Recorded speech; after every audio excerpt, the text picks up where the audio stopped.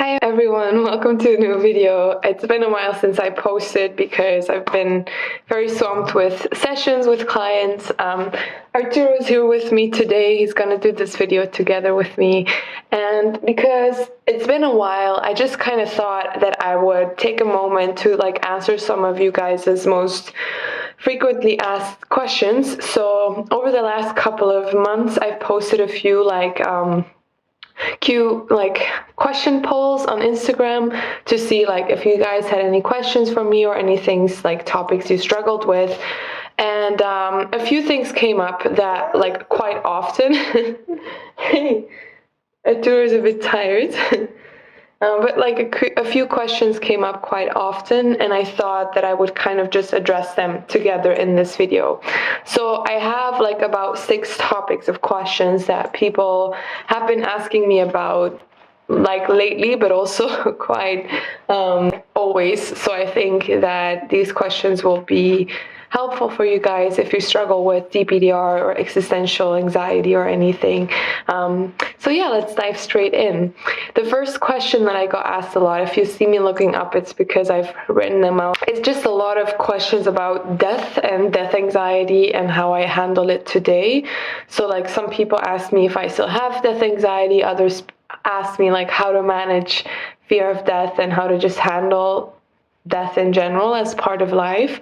So let me start with that. So the first kind of question I got asked was do you still struggle with it? How do you feel about death now? To give you guys a short answer, I do not really struggle with fear of death anymore, but it also doesn't necessarily mean I'm happy about it, because I think I have some faith in maybe a higher power or an afterlife, but at the same time, we just don't know.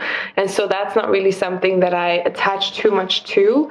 The thing that has helped me most in overcoming my fear of death is, big surprise, but just accepting it basically. And every time I think about it, I will just say yeah, it's just a part of life. And also I'm allowed to feel sad about it. I'm allowed to have a little bit of a shock when I think about it, or I'm allowed to feel discomfort, because the thing to know about fear of death is the fact that you fear death means that you love life and that you want to be in this life. And for me, that means more than being afraid of death. And so another thing about this topic is, when the fear of death consumes your life, you are not actually living, because you're constantly thinking in your mind about the time when you will no longer be here, that you are not actually here.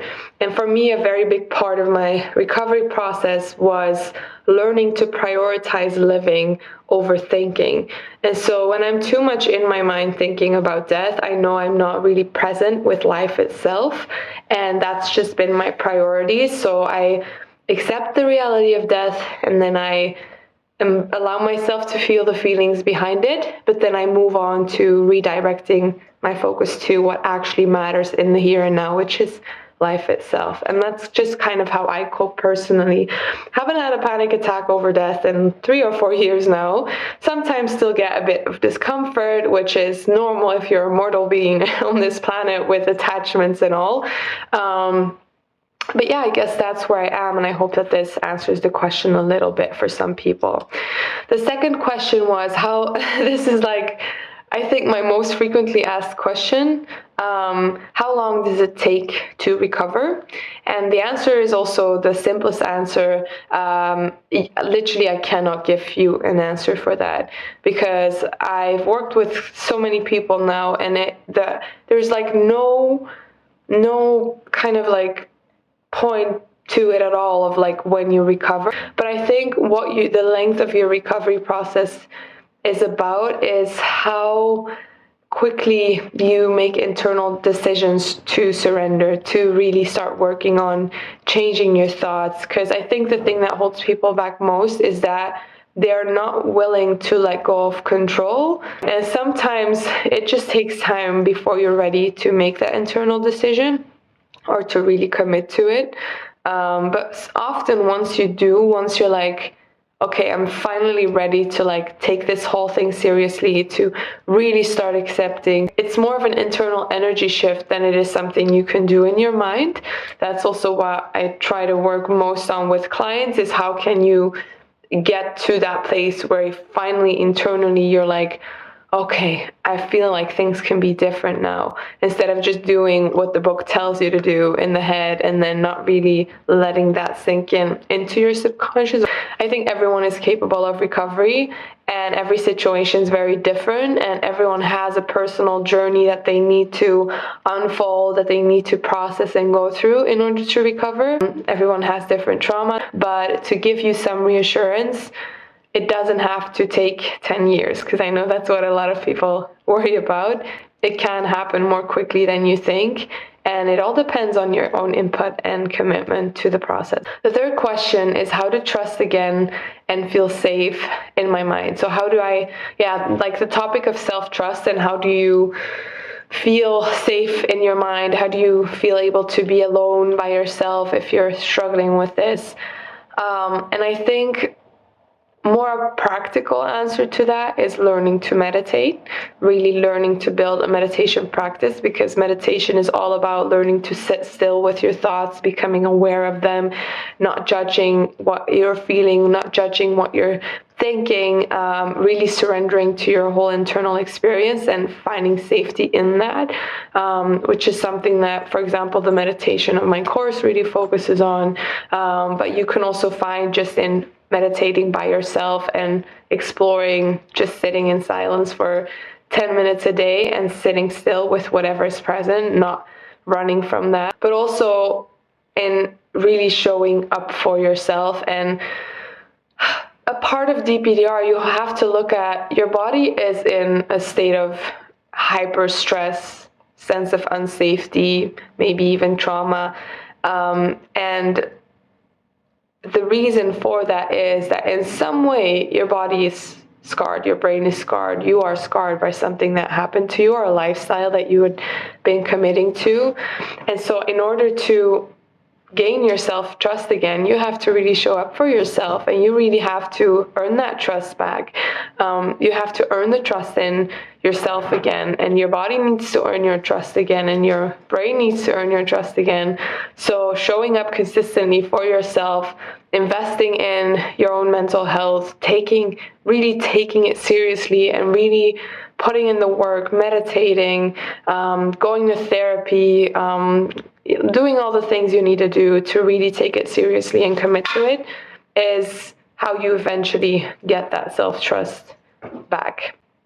And learning to be still with your own thoughts, which is more something you need to learn through practice of meditation and mindfulness, I would say.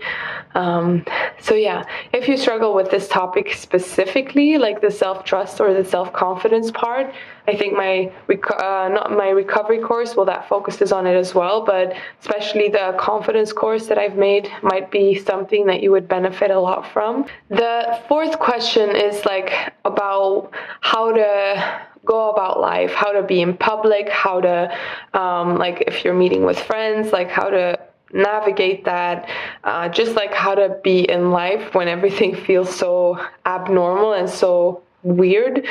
And I think the first thing that I'd say is like lower your expectations before you go somewhere.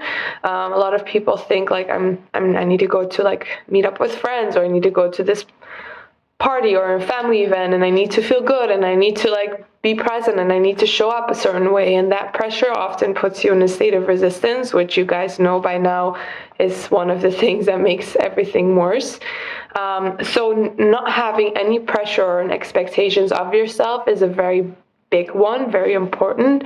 Be very like compassionate to yourself, to say, however I'm feeling is okay. Like it's not the end of the world if I have a panic attack in the grocery store, or if I have, a derealization experience when I'm meeting with friends, or if I can't really connect to what they're saying. The more pressure you put on that, the less it will actually help you. And maybe the second advice I'd give you is, when it comes to being present, you don't actually have to necessarily have no anxiety or no DPDR for that. And I know that feels difficult to believe, but something I'd recommend focusing on is if you are going, say you're meeting with friends and you're feeling derealized or depersonalized or you're having anxious thoughts, to put all the focus on trying to be there for your friend, trying to be present for your friend, trying to be interested in them, accepting your whole shebang and everything that's going on, but saying, I want to show up for them. I'm going to just try and be present with them, not needing to force anything, not needing to show up a way that I don't feel is authentic right now, but being more interested in the other person instead of feeling the need to be interested in yourself. So that is one thing I'd say. Or if you're going to a grocery store, to be present with the purpose of why you are there. You are there to shop for groceries. You are there to buy food and water. And so be present with that. Put your main focus there, knowing like this is not going to pass immediately, so might as well focus on what I'm doing, and just be present with that and use it maybe as a meditative mindfulness practice to just focus on that itself, without, like I said, without the pressure of things needing to be a certain way. The fifth question, so the almost last question, was how to accept the unacceptable. Man, this is something that I get a lot from clients, for example, in sessions. It's like one of the first questions they ask is, how do you accept? Like, how do you practice acceptance? How do you accept the unacceptable? Like thinking of topics like death or not having answers about life and all of that. And the answer is you just do. Acceptance is more about letting go of what one can't control. Acceptance is an internal decision you make to stop fighting the things you can't control. And if you feel like you can't accept, maybe that's because you're not ready yet, or because you haven't reached that point where you want to accept. Because once you truly, truly feel capable to do that, you will do it. Once you feel too tired of fighting, you'll just accept.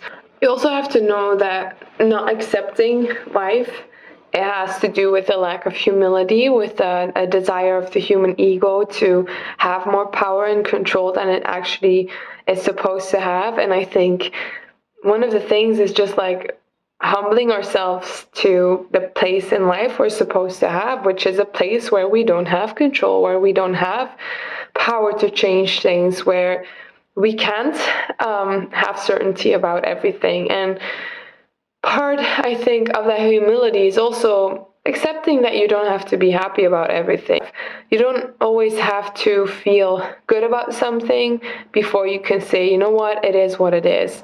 And I think the thing that mostly to work on is learning to create acceptance towards our own emotions, because big part of this is you're afraid of how you feel. You're afraid of the feeling that a topic brings you, and learning to practice that mindfulness, learning to handle those emotions, learning to subconsciously reprogram how you feel about something is also the key to accepting the thing that makes you feel that way, which is what 90% of my coaching tools are also based on. It's not about changing life, it's about changing how you feel towards life, how you feel towards your own emotions, and making that your priority of practice. Last question I got was how to handle loss of identity.